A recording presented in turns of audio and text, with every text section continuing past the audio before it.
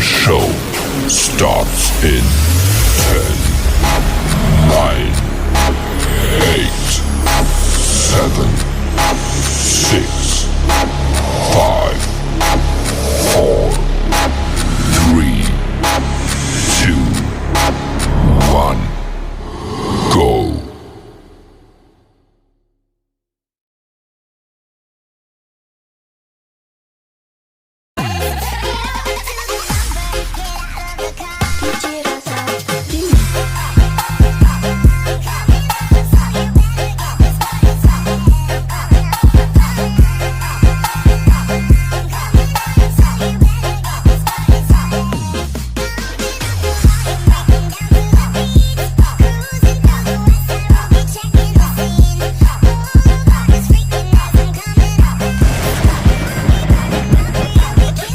You guys have any questions before we move on? Anything you want to chat about?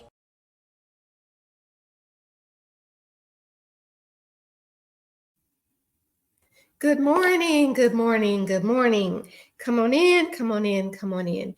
This is Golden Bronze of Golden Swan Cadre, and we are a 501c3 domestic nonprofit organization that advocates against domestic violence and also for women and women's health issues. We also advocate for women's mental health issues, self-care, and mindfulness. I have with me today Joyden, who is a professor at the collegiate level, and we are having to substitute Ngazi Global LLC. Unfortunately, she was not able to be here with us today, but how we roll, we always have a plan B. So our plan B is just as exciting as our plan A. And today I have Joyden, who is a professor at the collegiate level. We are going to talk about one of the things that we talk about on our purpose, hiding domestic violence. Good morning, Golden Bronze. Thank you so much for having me. Thank you for the work that you are doing to making people aware of domestic abuse at all ages, at all levels. My name is, I'm going to use my alias. My name is Jordan, and I am a domestic abuse survivor. And this is the first time I have publicly made that statement. Thank you for joining me this morning, Joyden. I really do appreciate it. I know that there's other things that you could be doing, and I'm glad that you decided to come here with me today. So let's just jump right into it. So I've talked to you several times about my situation, and you've shared some of yours. So let's talk about when we first remembered being involved in some sort of domestic abuse or domestic violence. So I can go first. I'll say that probably it goes way back for me, probably when I felt totally disrespected from someone that I was with, violating me by being verbally abusive, cursing, being very condescending. And it was someone that I was in love with and married to. And I just felt devastated that that person had diminished me to a level of total disrespect. And I was very young, in my 20s at the time. So that is when I first realized that I was encountering something that wasn't normal, but I didn't equate it to domestic violence or domestic abuse. I was only in my 20s, and I really had no knowledge of what domestic violence or domestic abuse entailed. And so that's my first encounter. Unknowingly, my first encounter with domestic abuse when I was in junior high. I did not realize that's what it was. It was more of the control of the mindset. You can't have, I had my first boyfriend, you can't have these friends. I don't want you playing in this sport. You don't need to wear this. No, don't go to these parties. Stay away from these people. And so I didn't realize that that was a mind game and I was being controlled because I'm in junior high. I am the nerd, and the other person was popular. And so for me, this was like that first puppy love. And I didn't realize that. It wasn't until I got to high school where the physical abuse started, where I remember being slapped in the hallway at school by the lockers, and the school didn't have any cameras or anything like that. And then us getting home to my house, and then slapping me again. And still by this time, he already has me mentally, because from junior high, now we move over to high school, and it's become from mental abuse to now physical abuse. So I remember it as far as junior high, and not realizing that it was domestic abuse, because he didn't physically touch me or hit me in junior high, but it was still domestic abuse. It was mental domestic abuse.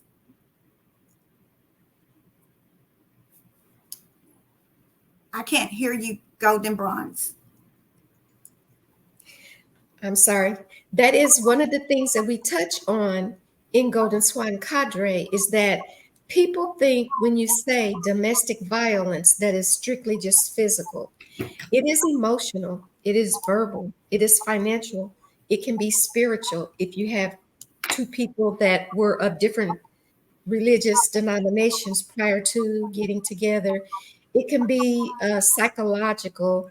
Um, and a lot of us, especially in early ages, because that was your case and my case, didn't Yes. realize that what we were going through, the verbal was also domestic abuse or violence.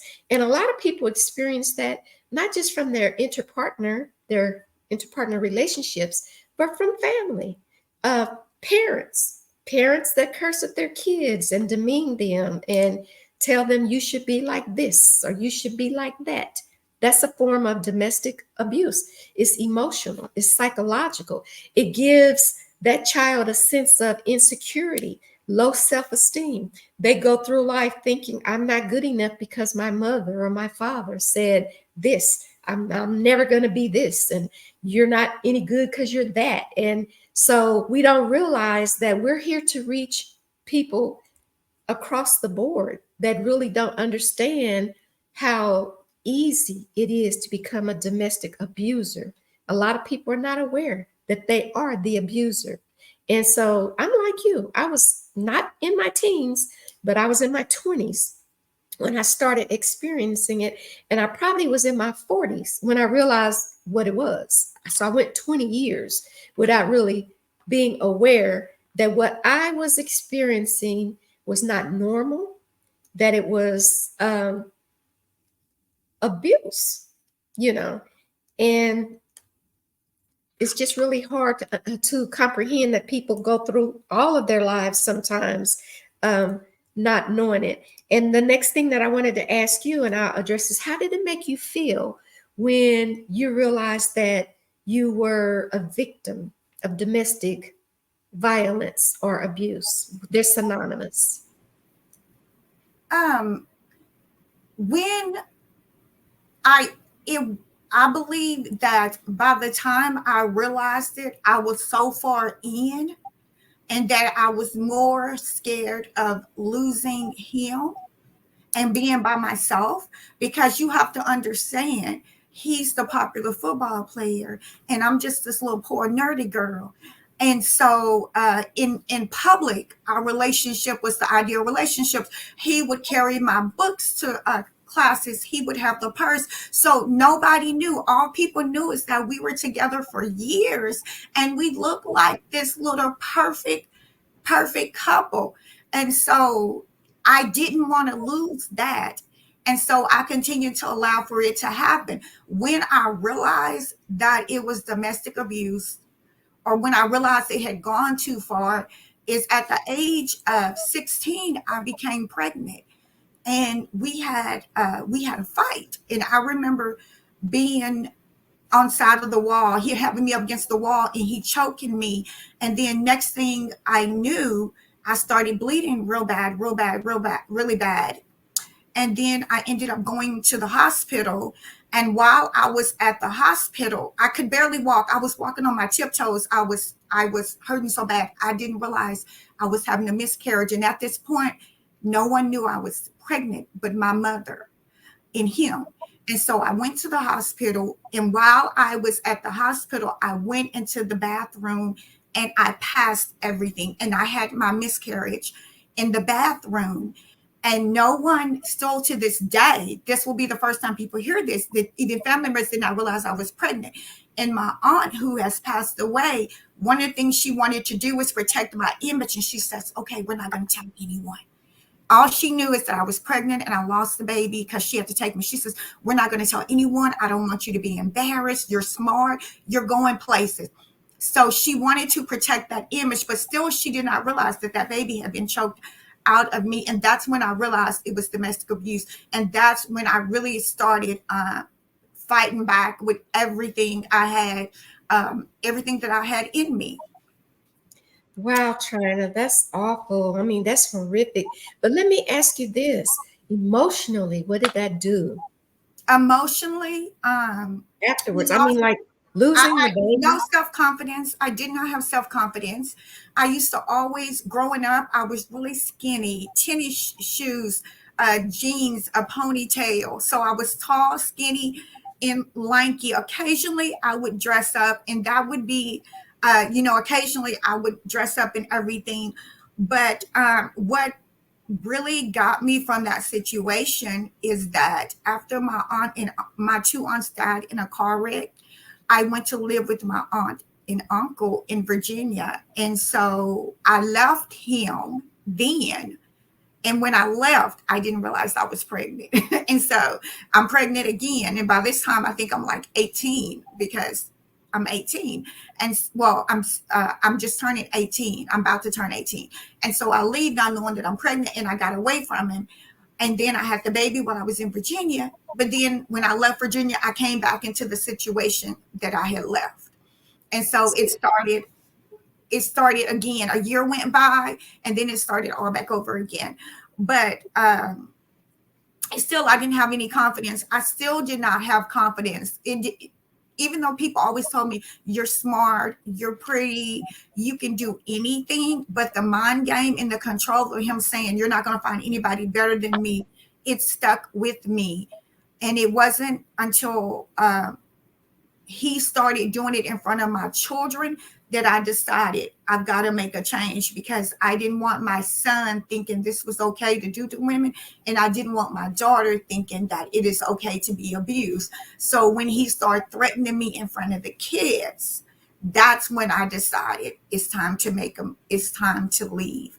And so I ended up getting a broken hand. I've had 3 fingers broken. I've nearly had my jaw cracked when I moved. And then I prayed to the Lord, if you will give me the strength to let him go, I give you my word, I will never go back. And Lord, you have to do this, because I don't have it within me to let him go. But one thing I do know is that if you give it to me, I'll give you my word. And and that's exactly what he did. My daughter was in the 3rd grade, and I prayed that prayer, and she's 30 years today. And within 24 hours, he gave me the strength to let him go. And I've never looked back. I've never looked back again. Well, praise God. But I'm about to ask you a real sensitive question, and Mhm, you can tell me whether or not you want to answer it. mhm. But I heard you say, Lord, give me the strength to leave him because I don't have it within me to leave. Can you elaborate on that a little bit? Because after he had done all that to you, why did you still not have the strength to leave? And the reason I'm asking is because we have a lot of ladies that come to Golden Swan Cadre Mhm. that are in that situation. Because I was, And sometimes they be the abuser. because I Mhm. didn't buy my own. Well, mind you, I was in church. I was in church. I've been to church with, marks on me and covered up with makeup. That's the only time I would wear makeup, is when I need to cover a bruise. So I was in church, but I also knew that the physical, it was going to come physically. That for me to leave, I was going to have to fist fight my way out of it. And that's literally what I had to do, was fist my way out of it. I remember Golden Bronze, us being in the car, and it's like him driving like 120 miles per hour. If I, oh, you want to leave. So I'm about to kill the both of us. And so things like that. So I already knew going in that by my own strength, I could not do it. There is no way. God had to. He said that if I pray with a servant heart, and he never left me, he never forsaken me, I've never been hungry. And so I'm like, you performed all these miracles in the Bible, I'm going to church. Surely you can deliver me from this man. And so then I decided, Lord, if you give me the strength to let him go. But the fear, I could not do it because out of fear. So God had to take over. The Holy Spirit had to come in, and the Holy Spirit had to take over, and he had to make me fireproof. He had to make my jaw of steel, because I knew going out of that relationship, it was going to cost me a lot, but I was going to gain a lot. And I tell people to this day, I did it for my son. I left him for my son because the things he used to do. I didn't say the physical abuse, but I say some of the things he used to do, I didn't want my son to see. And so, Exactly. And so I never would say why. But that's why, in as strong, and everybody who knows me know that I'm strong. Everybody is like, you're so strong. However, that people don't realize, when just because you're strong does not mean you don't have a cross that you're carrying. It does not mean that you don't have to continue to adjust your crown, because I had to continually adjust my crown. I had to continue to encourage people, even though I was the one getting abused. I had to continue to encourage people, continue to be the rock of my family, although I was the one being abused. I'm talking about to the point my paycheck was controlled. I'm talking about to the pack where our rent money was spent on gambling. So there was control. And when I moved from my hometown to a different location, that was nobody but God, because we moved together, but he actually never stayed there. He never stayed there. But I started going to church, and I started going to another church, and I had a powerful pastor who was just preaching, and it was just hitting on me and settling in me. And through all of that, it gave me the strength to leave. It took me until last year. Remember, my daughter's in 3rd grade, and I just turned 50. So it took me until 49 to realize, to deal with that I hadn't dealt with all of that. Oh, wow. I used to, everything was strategic. My apartment bedroom was upstairs. This couch was downstairs. So I would sleep downstairs so I could hear if he was going to come in. I had a plan for getting out the house. I had a plan for everything. My car had to be parked strategically. I knew how many steps it would take me to get to my car. I knew if I had to raise up the window and run. I slept with things beside the couch, because I was like, So all he knew, but this has happened in his family. There was abuse in his family, and the men in his family did this to women, and they abused. But I knew that any moment he's broken out my house window. I knew any moment he could come out there, come in there. And so I was just like, I'm ready. Lord, you got to give me the strength. So even though you didn't have that strength to leave, you were aware of your situation and just waiting for the opportunity to get out of it. Basically. I was waiting for the opportunity, because I knew in my heart God has something better for me. And I knew in my heart is when when you can only look in the mirror so many times and see your face beat up, abused. You can only let women knock on your door so many times and say, well, I'm sleeping with your man, and I'm gonna continue to sleep with him. And then when you say something, you're the one that's getting beat up. You can only do that so many times. But the Lord had a plan for me. And when I made that prayer and I stuck by my word, he began to bless me. It wasn't until I left him that the Lord began to bless me. what began to bless me abundantly, more than I could ever hope or wish, because I was going to school, but I wasn't finishing school because my mind was, I had too much going on. And once I made that decision, it was just like things just started taking off for me. I started meeting the right people. You know, I started prospering. My children started prospering. The Lord just started lining things up in my life. I got into a healthy, about a year later, I got into a healthy relationship, and I knew what a healthy relationship looked like. And so, yes, but still, I never dealt with it. I never dealt with it until an incident popped back up about 3 years ago, and I had to go to counseling, and they had me to realize you haven't dealt with it. And I want to say this, Karen, daddy issues are real. One of the reasons I stayed with him because I had daddy issues. I did not have a daddy figure, a father figure in my life after my grandfather left. Mhm. Okay, I did not have a father figure. My dad family has never accepted me as his child. I've always been the reject. I've always been a reject. And because I've always been a reject, I was always looking for that love, And he knew that. And he knew that. So I didn't have a strong male figure in my life to even go to someone to say, well, he shouldn't be doing this to you, or this is wrong, you know, because I'm being rejected by my own daddy family. So my family loved me, but then this is the only man that's showing me love over here. Where was your father? He was around. He was an alcoholic. He was Okay. around. He was okay. Well, I do believe daddy issues are real. I have a daddy issue, kind of, but not where he wasn't in my life, because my father was very much in my life from birth to his death. The thing is that he treated me so well that that's kind of the expectation that I think that every man should treat his lady or daughter. Like, what I mean by that, the protection, the provision, those things that a father, a husband does. He did the same thing for my mother. So the things that he did, the provision, protection, for her, for me, I expected that from whatever man is in my life, and I didn't get that.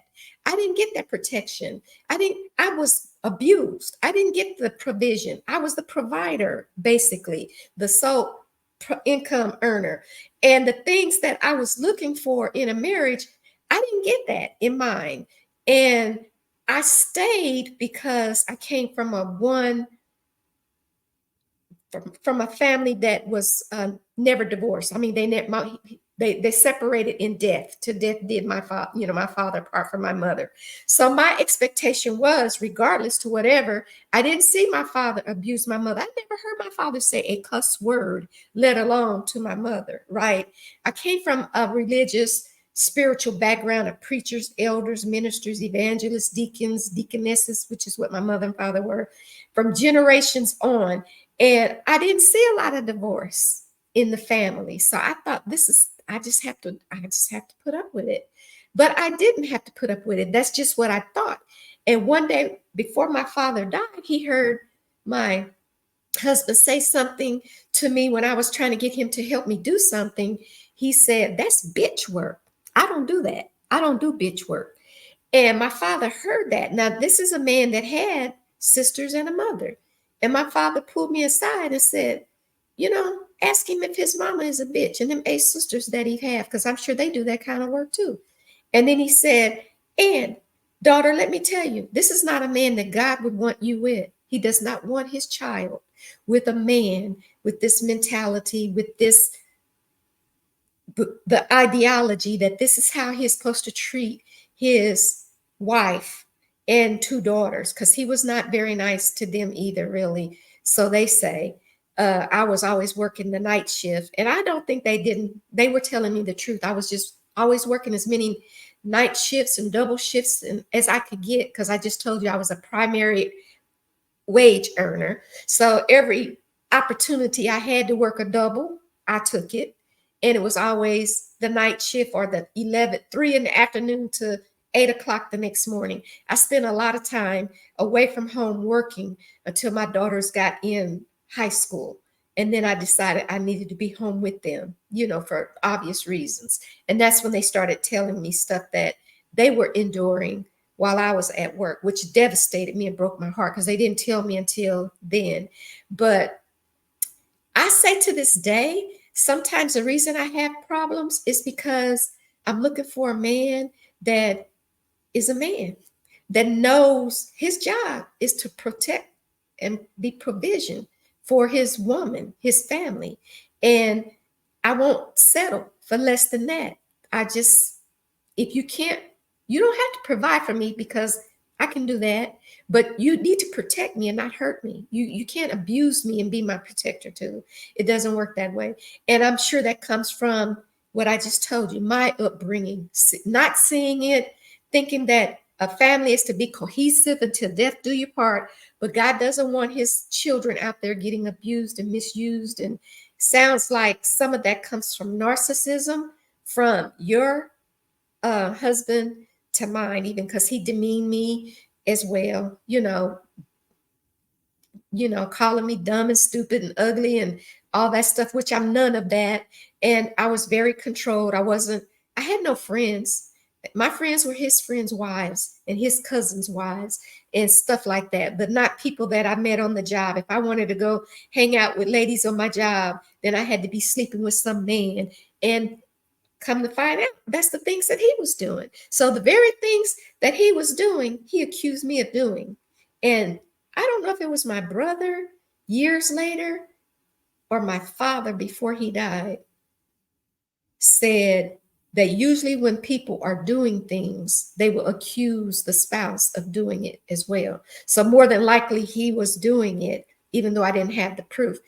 After my dad died, the following year, the phone calls started coming. I'm sleeping with your man. Where is he at? This and that. Let me speak to him, and stuff like that. And I was done. Once it knocked on my door and rang my phone, I was done. I just needed that proof. And that was what was holding me.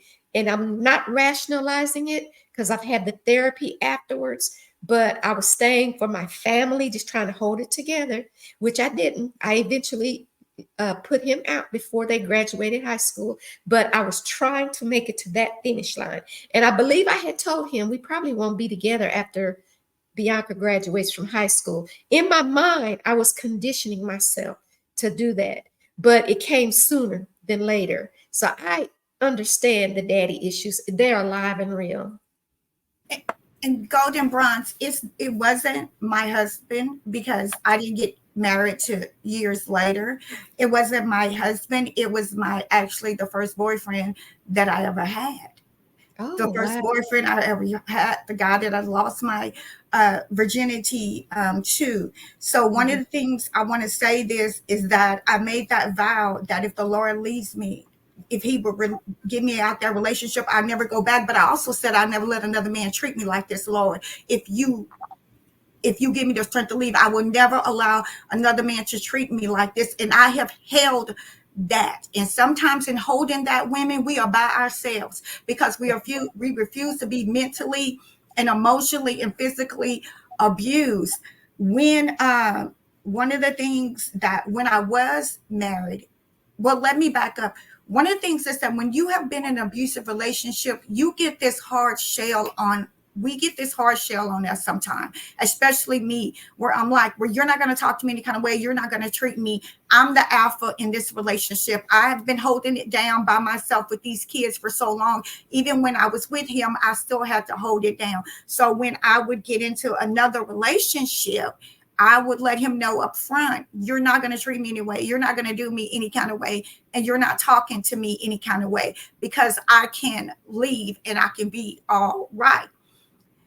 I did marry, and I'm not going to badmouth my ex-husband because I do believe in that marriage. We both brought baggage into the marriage, my past, how I was treated, and how he also treated women. But the moment that we were married nearly 3 years, the moment he tried to hit me with some weights, we got into it.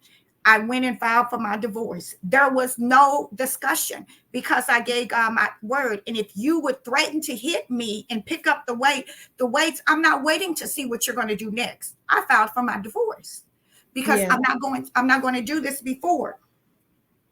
One of the things that I do in relationships is that the moment that I feel like it's going sour, or if there's a tingling of mental or physical abuse and I feel threatened, I will automatically leave and get out the relationship. I don't stand around and I do not wait to see what's going to happen, because just the thought that they were going to do it, sometimes to me, it's enough, because it's a trigger.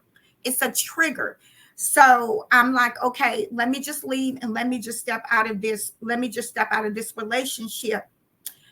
One of the things that my kid's father, because he is my kid's father,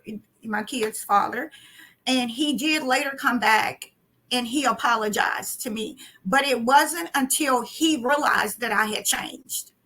Mm-hmm. It's one thing for you to say that you have changed, but when they realized that you have changed, and when he realized I had changed, it's when he came to my house and got the children, and he wasn't supposed to get them when he got off of work at 11 something at night. And then when I woke up, they were gone. So I went to his house to get them. Well, he and I got into it at his house. And mind you, we hadn't gotten into it. It's probably 8 years had passed by now. And we got into it, and he was the same, but I wasn't the same. So when we got into it, and I stood in his house with his girlfriend and his other kids, and I grabbed my son and said, let's go. And he came to my face, and I looked at him and I said, I'm not her anymore. I'm not the person you think I am. So if so I will, I'll do this to you if you don't move out of my way. So when we stood toe to toe in his house and I did not back down for him, at that moment, he realized that, oh no, this isn't the little teenage girl, a young lady in her 20s that I used to fist fight and abuse, because right now she'll try to take me out. So that's when he realized. And years later, he apologized and he says, I'm sorry, I did that. I don't have an excuse. You was a good woman. I shouldn't have did it for you. And he told my daughter, your mother would never be the woman she is today had she not left me, because I was in those streets. Right, exactly. So she had to leave me to become the woman that she has to be.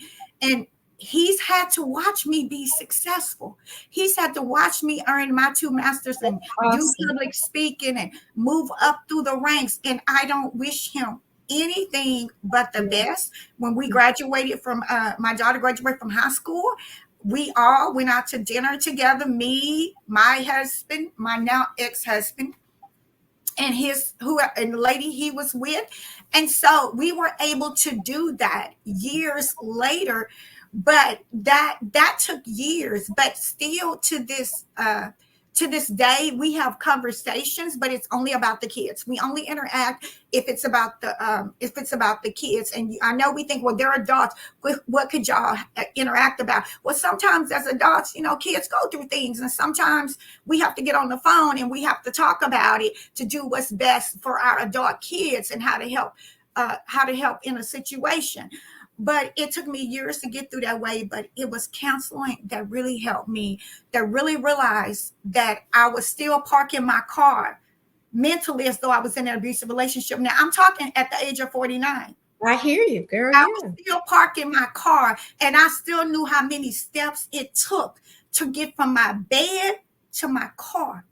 Wow. I changed my route unknowingly 3 times per year, going back and forth to work, because I didn't want the same route. I still acted like I was in an abusive relationship. I still carried myself as though I was in an abusive relationship.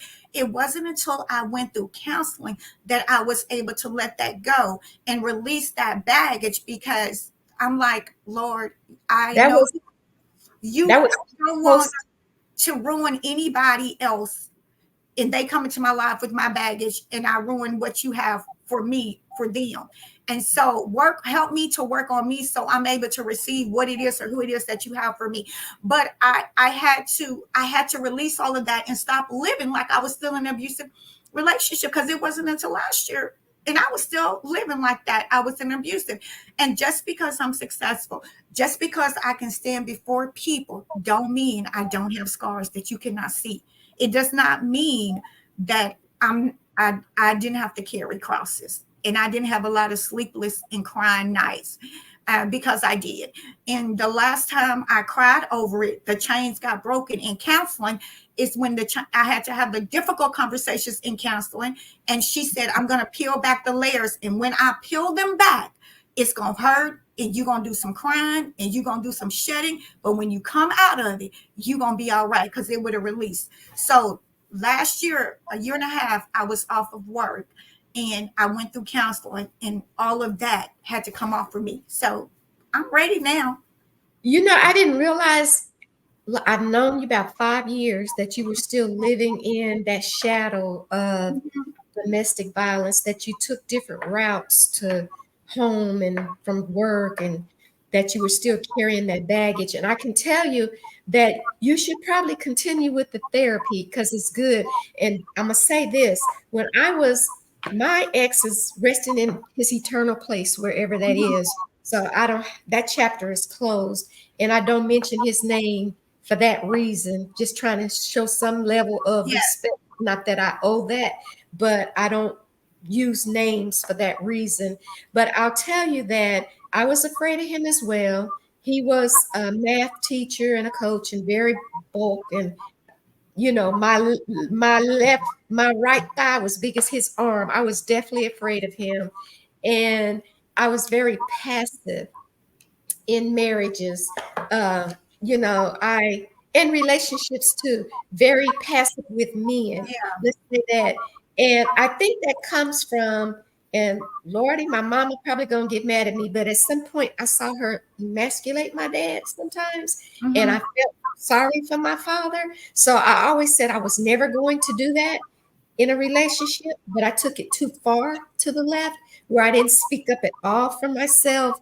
And I kind of went along with, well, not kind of, I went along with everything that he wanted to do, when, where, how, right down to, you can't have any friends, Karen, unless they're my cousins' wives or my friends' wives. I'm gonna say I allowed myself to be controlled, not knowing that's what I was doing, just trying to be a submissive wife. You're too far to the left with it. You understand what I'm saying? So I went through therapy, and I've seen and heard different instances in my family unit of things that happened that I thought was domestic abuse, but I wasn't quite yet aware of it, because, like I told you, I went from 20 something to 40 something, maybe close to 50, like yourself. I realized exactly what I was seeing and putting up with and tolerating. And after I got separated from Mr. K, I got therapy, and my therapist told me that not just with men, but with most people, I didn't set those boundaries. Boundaries. And that's my boundaries all the time. And you probably just witnessed that recently. I was just stunned, kind of. That's my reaction sometimes when people cross over, and I don't know how to deal with it at the moment. And some people take that as weakness, but I have learned to set boundaries. And now that I've learned to set boundaries, people don't know how to deal with me setting my boundaries up front. These are my boundaries. And if sometimes people can't cross over them to get their way, then you become the bad person. So I've had to learn to deal with that too. Like, you didn't do anything wrong. You set your boundaries. That's what you're supposed to do. One thing about me is that I could stand up to anybody else except for him. Like, I wasn't the pushover with anybody else. Anybody else knew she doesn't play that. That's why people did not realize this was going on, because of the type of person that I was. You couldn't just approach me unless you approached me a certain type of way. But I want to say this about the counseling. When I started the counseling, it was not for this. It was because I was tired. I was exhausted. There was things going on at work. And it was recommended that I go to counseling because I was so burnt out in everything. It began to affect my health. And when we got in counseling, she began to pull back all the layers, and we began to find the triggers and what was the common denominator in the triggers. And then we took it all the way back, because why can't you have a successful relationship? Because she was like, I want to be married, but what keep happening? And then when we began and I'm talking successful relationships, whether it, with just successful relationships, period. So it wasn't until we got in there that we started connecting the dots. So even if you're not going to counseling for that particular issue, if you have a really good counselor, because I had a counselor and a psychiatrist, I had them both, and they knew each other. And so when working with the two of them, we had to peel back layers to get to the point which brought me up to where I was at today. So when I started going, it was not really for that. It was for something totally different, but then that ended up being the focus because everything went back to that. And in my mind, I was a single woman. You don't drive the same way when you're a single woman because people know your routes.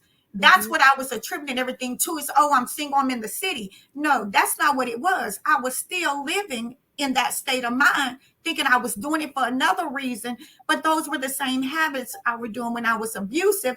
But I pacified it and said, oh, I'm doing it because I'm in the city, I'm single, I'm by myself, I don't want people to learn my habits. That's not why I was doing it. That's not, and I did not know that. I did not know that. And she just made me realize that. And once she helped me to realize that, I'm like, okay, next chapter, Lord, because I had to see all of that to get to the next chapter. And so that was awesome. So I would say this to people, especially people of color. Sometimes we look down on counseling, but I'm here to tell you that it helped me in ways I did not expect for it to help me. I was carrying a 20-year thing that I didn't even know I was carrying. I was carrying a 20-year cross that I didn't even know I was carrying. And so I got help with that. And I'm a better person to this day for that. So, yes. Yes, you are. And I will say for myself, it's probably been just as recent as 3 years ago when I learned to set boundaries for myself. And I was the type of person that I was a pushover with everybody. I did things I didn't want to do. I went places I didn't want to go. I sat in rooms I didn't want to sit in because somebody else told me to. And I learned to set those boundaries in all kinds of relationships. And to this day, it's shocking to people when I say this is how it is and this is not going to be how it is. I was in a relationship recently 3 years ago, and I pretty much morphed into the person that person wanted me to be. All right. I was engaged, and that didn't go well because one day I'm like, I'm not doing this. I've already done this, been there, done that, did this. I'm not doing it again. And that relationship broke up. But I had to learn to be not afraid to speak up for myself and what I will and won't tolerate in life from people. And it didn't matter whether it was a relationship I was in, a relative, a friend, a co-worker. It took me a minute to learn how to set those boundaries. But I need to wrap this up, and I want to thank you for being so transparent. I know a lot of what you shared today, you had already shared with me. Can I share this about you real quick? May I say this before you wrap up about you? Viewers, I met Golden Bronze in an organization, and 4 of us came in together, and we used to call her the diva. And we would go home and we'd be like, you see what she got on her? She's always put together.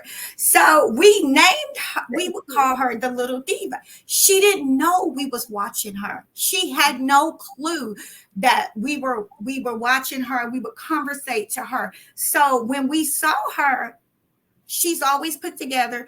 She, in the meetings, if she didn't like something, she was going to say it. She would say it. So the moment that she felt that she realized people weren't for her, then she would handle it, and she would handle it with grace. So when I began to hear her story, it was surprising to me because we've named her diva. We always looked at her, and we still view her as amazing because she was our little diva, and she's the one that we used to always can't wait to see how her hair done, what she has on, because she was the diva in the organization, and there was no mistaking about it. But I said all of that to say you never know who's watching you, Golden Bronze, and who inspiring you. So your story just inspires us even more. And for everybody else, always be kind. Be careful how you talk to people. You don't know what people are going through. You don't know the scars. If someone would take off their shirt, you don't know if they have beats, marks all over their backs, but their face is so pretty. You never know what it looks like when they get home. My friend once told me this story of this teacher used to come to school every single day, and she would be dead from the top to the bottom. One day she was killed. She came up dead. Come to find out, her husband was beating her every single day, and they did not have a clue. So just be mindful of people. And you never know what people are going through. So always be kind. Karen, thank you. Well, I'm sorry, Golden Bronze, thank you for the work that you and your organization do. And thank you so much for having me. And hopefully we've said something today that inspire others, and that will help them along the way. Thank you so much. And I don't need to say anything else. We'll close with that. You look beautiful today. Thank you for the kind words. You look so pretty. And I thank you for your time again, because I know you could have been doing many other things. And I will see you later. And thank you for joining me on Kicking It with Golden Swan Cadre. This is Golden Bronze signing off with Jordan. And you guys have a blessed day.